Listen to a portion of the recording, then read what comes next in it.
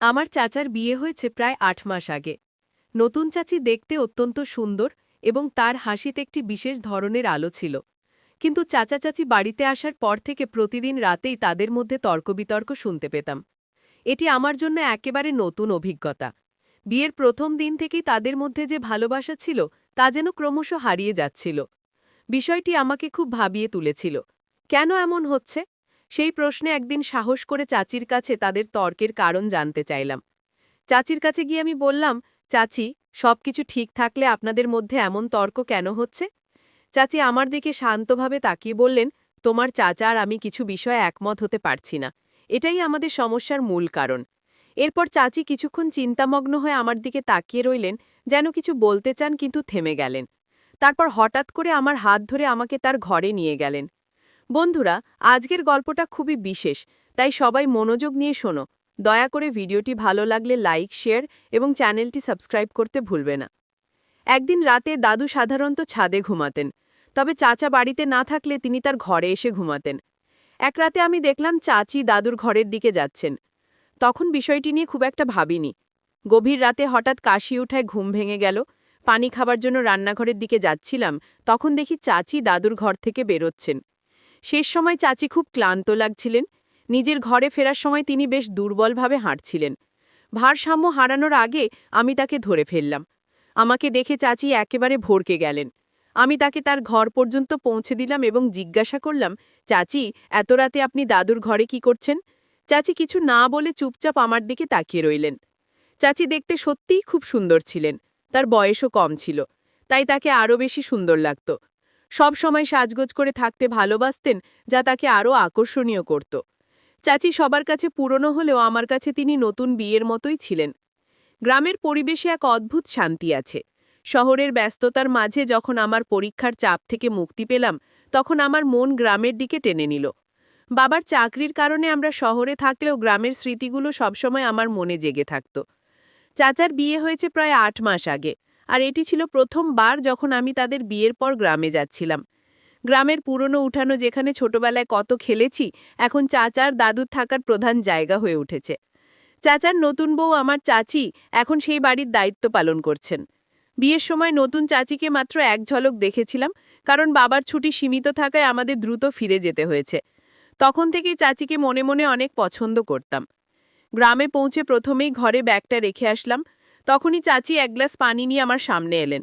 তিনি খুব শান্ত এবং লাজুক স্বভাবের মনে হলো। সব সময় ঘুমটা টেনে থাকতেন, যেন তার মধ্যে এক অজানা জড়তা লুকানো ছিল। পানি দিয়ে দ্রুত চলে গেলেন। আমি তাকে ভালোভাবে দেখতেও পারলাম না, এমনকি কথা বলার ইচ্ছাও প্রকাশ করলেন না। পরের দিন ঠিক করলাম পুরনো বন্ধুদের সাথে দেখা করব। গ্রামের সেই বন্ধুরা যাদের সাথে ছোটবেলায় কত দুষ্টুমি করেছি। আমার সবচেয়ে কাছের বন্ধু আরিয়ান আমার আসার খবর পেয়ে খুব খুশি হলো। সে বলল, চল আমরা কুচতে সাঁতার কাটতে যাই। শহরের ব্যস্ত জীবনে এমন মজা করার সুযোগ কোথায়? উত্তেজনা নিয়ে আরিয়ানের সাথে কুচতে সাঁতার কাটতে গেলাম। কুজে ঠান স্বচ্ছ পানিতে সাঁতার কাটতে কাটতে শৈশবের সব স্মৃতিগুলো যেন আবার ফিরে এলো। সাঁতার কাটার পর আরিয়ান আমাকে তার খামারের বাড়িতে নিয়ে যাওয়ার প্রস্তাব দিল। সেখানকার প্রাকৃতিক সৌন্দর্য, সবুজ ক্ষেত আর চারপাশের নিস্তব্ধতা আমার জন্য এক নতুন অভিজ্ঞতা ছিল। শহরের কোলাহল থেকে দূরে এই জায়গাটা যেন স্বর্গের মতো মনে হচ্ছিল। আমরা কয়েকদিন দারুণ আনন্দ করলাম। ক্ষেতের মাঝে ঘোড়ায় চড়া, কুয়োর পাশে সাঁতার কাটা আর গ্রামের হাওয়া উপভোগ করা। কিন্তু চতুর্থ দিন হঠাৎ আরিয়ানকে তার বোনের বাড়ি যেতে হলো।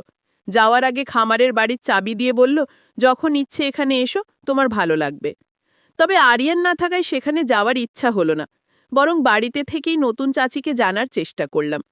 সেদিন সকালে সূর্যের আলো ধীরে ধীরে গাছের পাতার ফাঁক দিয়ে এসে পড়ছিল। আমি ঘুম থেকে উঠে দেখি সকাল 10টা বাজে, কিন্তু আমি এখনো স্নান করিনি।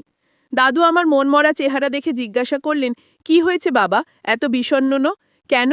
আমি বললাম, আরিয়ানও আমার প্রিয় বন্ধু, কয়েকদিনের জন্য তার বোনের বাড়ি গেছে, তাই নিজেকে একা অনুভব করছি। বাড়িতে বসে বোর লাগছে।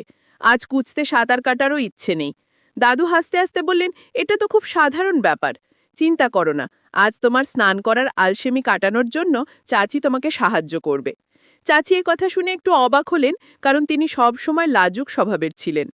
কিন্তু দাদুর কথা ফেলতে পারলেন না। আমি বাথরুমে গিয়ে চাচির আসার জন্য অপেক্ষা করতে লাগলাম। কিছুক্ষণ পর চাচি বাথরুমে এলেন এবং আমাকে জিজ্ঞাসা করলেন, কি হয়েছে তোমার? আমি বললাম, কিছুটা একঘেয়ে লাগছে।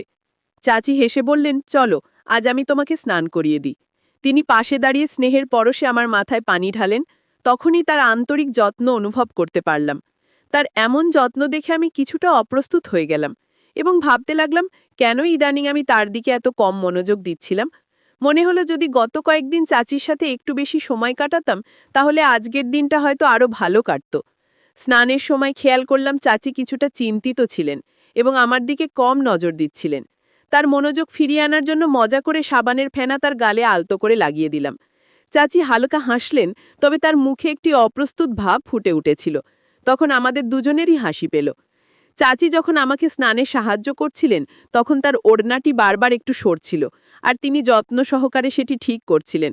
একসময় হেসে বললেন, এই কাজ করতে গিয়ে সবকিছু সামলানো বেশ কঠিন। আমি তাকে এমনভাবে হাসতে আগে কখনো দেখিনি। তার এই সরল হাসিতে মুহূর্তটা আরও সুন্দর হয়ে উঠেছে। তিনি দ্রুত ওড়নাটি ঠিক করে নিলেন এবং বললেন, আমি তোকে সাবান লাগিয়ে দিয়েছি, এবার তুই নিজেই গায়ে পানি ঢেলে নে। এই কথা বলে তিনি তাড়াহুড়ি বাথরুম থেকে বেরিয়ে গেলেন। আমি পানি ঢেলে স্নান শেষ করলাম, তারপর গায়ে তোয়ালে জড়িয়ে বাইরে বেরোলাম। বাইরে এসে দেখলাম দাদু কোথাও নেই। বাথরুম থেকে বেরিয়ে সরাসরি চাচির কাছে গেলাম। চাচি তখন ঘরে শাড়ি পরিবর্তন করছিলেন। আমাকে দেখে অবাক হয়ে বললেন, আরিয়ান, পুরো কাপড় পরনি কেন?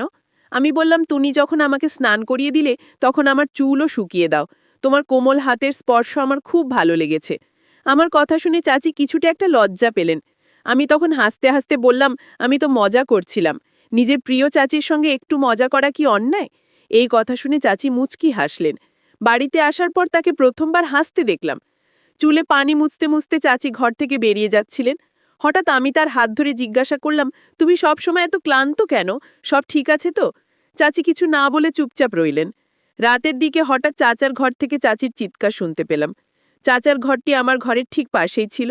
আমাদের বাড়িতে দাদুর জন্য আলাদা ঘর ছিল, তবে মাঝে মাঝে তিনি ছাদে ঘুমাতেন। সেই রাতে দাদু ছাদে ছিলেন, তাই হয়তো চাচার ঘর থেকে আসা আওয়াজ শুনতে পাননি। তবে আমি স্পষ্ট শুনতে পাচ্ছিলাম। চাচা চাচির সঙ্গে রাগ করছিলেন, কারণ চাচি তাকে সময় না দিয়ে ঘুমিয়ে পড়েছিলেন। তাদের ব্যক্তিগত বিষয় শোনা ঠিক মনে না হলেও নিজ ঘরে ফিরে এলাম, কিন্তু পরের রাতেও চাচির ঘর থেকে অদ্ভুত আওয়াজ শুনতে পেলাম। কৌতূহল বেড়ে গেল, তাই চাচির ঘরের দিকে নজর দেওয়ার সিদ্ধান্ত নিলাম। আমার ঘর থেকে বেরিয়ে চাচার ঘরের দিকে এগোতে গেলে হঠাৎ দাদুর আওয়াজ পেলাম। মনে হলো দাদু ছাদ থেকে নেমে এসেছেন। দাদুর আওয়াজ শুনেই চাচির ঘর থেকে আসা আওয়াজ বন্ধ হয়ে গেল। দাদু প্রায় ৭০ বছরের বৃদ্ধ হলেও তার শারীরিক গঠন আর কণ্ঠস্বর বেশ শক্তিশালী ছিল। দাদুর উপস্থিতি টের পেয়ে মাথা নিচু করে নিজের ঘরে ফিরে এলাম। পরের দিন সকালে নাস্তার সময় চাচা আর চাচির মধ্যে এক ধরনের টানাপোড়েন টের পেলাম। দুজনই যেন একে অপরের দিকে তাকাতে চাইছিলেন না। চাচা প্রতিদিনের মতো নাস্তা সেরে দোকানে চলে গেলেন। চাচির সেই অদ্ভুত রাতের আওয়াজগুলো আমার মনে বারবার ঘুরপাক খাচ্ছিল, আর চাচির দিকে তাকিয়ে কিছুটা অস্বস্তি লাগছিল। নাস্তা শেষে আমি ঘরে ফিরে মোবাইল দেখতে দেখতে ঘুমিয়ে পড়লাম। ঘুম ভাঙার পর বাইরে বেরিয়ে দেখি দাদু আর চাচি কেউই ঘরে নেই। চাচির ঘরের দরজা খোলা, কিন্তু দাদুর ঘরের দরজা বন্ধ। রান্নাঘরে গিয়ে পানি পান করে বাইরে তাকিয়ে দেখি চাচি দাদুর ঘর থেকে বেরোচ্ছেন। এই সময় চাচি খুব ক্লান্ত লাগছিলেন। নিজের ঘরে ফেরার সময় তিনি বেশ দুর্বলভাবে হাঁকছিলেন। ভারসাম্য হারানোর আগে আমি তাকে ধরে ফেললাম। আমাকে দেখে চাচি একেবারে ভড়কে গেলেন। আমি তাকে তার ঘর পর্যন্ত পৌঁছে দিলাম এবং জিজ্ঞাসা করলাম, চাচি, এত রাতে আপনি দাদুর ঘরে কি করছেন? তিনি কিছু না বলে শুধু বললেন, আমার খুব ঘুম পাচ্ছে, আর চুপচাপ নিজের ঘরে গিয়ে ঘুমিয়ে পড়লেন। চাচির গভীর রাতে দাদুর ঘর থেকে বেরোনো এবং তার ক্লান্ত মুখ দেখে ঘটনাটি আমার কাছে রহস্যময় লাগে। পরের দিন আমি চাচির কাছ থেকে একই প্রশ্নের উত্তর জানার চেষ্টা করি। দুপুর ১২টার দিকে দাদু বাজারে সবজি কিনতে গেলে আমি রান্নাঘরে গিয়ে চাচিকে আবার প্রশ্ন করি, আপনি এত রাতে দাদুর ঘরে কি করছিলেন? চাচি উত্তর দিলেন, দাদু কাশি আসছিলেন, তাই তাকে পানি দিতে গিয়েছিলাম। তবে আমার সন্দেহ হলো, কারণ পানি দেওয়ার জন্য ৫ মিনিটই যথেষ্ট, অথচ তিনি প্রায় ৩-৪ ঘন্টা দাদুর ঘরে ছিলেন। একদিন যখন দাদু পঞ্চায়েতে গিয়েছিলেন এবং আমরা জানতাম তার ফিরতে দেরি হবে, তখন আমি চাচিকে কিছুক্ষণ বাইরে নিয়ে যাওয়ার পরিকল্পনা করলাম। তাকে বাজারে নিয়ে যাওয়ার কথা বলেই আসলে আমার বন্ধুর ফার্ম হাউসে নিয়ে গেলাম। সেখানে গিয়ে চাচিকে সরাসরি জিজ্ঞাসা করলাম, আপনারা দাদুর মধ্যে আসলে কি চলছে? আপনি কি চাচার সাথে সুখী নন, নাকি অন্য কোনো কারণ আছে? চাচি একটু অপ্রস্তুত হয়ে বললেন, সবকিছু যেমন দেখছো তেমন না, কিছু জিনিস আছে যা তোমার বোঝার বাইরে। তোমার চাচা সবসময় চায় যেন আমি তার এবং বাকিদের যত্ন নিই। এরপর তিনি উঠে চলে গেলেন। তিনি সত্যিই কিছু লুকাচ্ছিলেন এবং আমি স্থির করলাম তার ওপর নজর রাখব। সেদিন যেমন চাচিকে ফার্ম হাউসে নিয়ে গিয়েছিলাম, তেমনই তাকে আবার বাড়িতে ফিরিয়ে এনে জানালাম যে বন্ধুর কাছে যাচ্ছি এবং সন্ধেয় ফিরে আসব। এরপর আমি দাদু আর চাচির কিছুটা সময় কাটানোর সুযোগ দিয়ে আসলেই পথে বেরিয়ে পড়লাম। কিন্তু ইচ্ছে করে কিছুক্ষণ পর বাড়িতে ফিরে আসলাম। দুপুর 2টা থেকে সন্ধ্যা 7টা পর্যন্ত তাদের কথাবার্তা শুনে সবকিছু পরিষ্কার হয়ে গেল। আমার চোখের সামনেই সারাদিনের ঘটনার রহস্য উদ্ঘাটন হলো। রাতে খাবার শেষে এমন ভাব করলাম যেন আমি নিজের ঘরে যাচ্ছি, কিন্তু আসলে লুকিয়ে দাদুর ঘরে ঢুকে গেলাম। ঘণ্টাখানেক পর দেখলাম চাচি দাদুর ঘরে এলেন এবং দাদুর পায়ে মালিশ করতে শুরু করলেন। দাদু চাচির সাথে যেন কোনো চাকরির মতো কথা বলছিলেন, কঠিন ভাষায় নির্দেশ দিচ্ছিলেন। প্রায় 2 ঘন্টা চাচি দাদুর সেবা করছিলেন। সকালে চাচা বাড়ি ফিরলে আমি সবার সামনে প্রস্তাব করলাম, চাচা এখন আপনি এবং চাচি আমাদের সাথে শহরে চলে আসুন, বাবা আপনার জন্য একটি ভালো চাকরির প্রস্তাব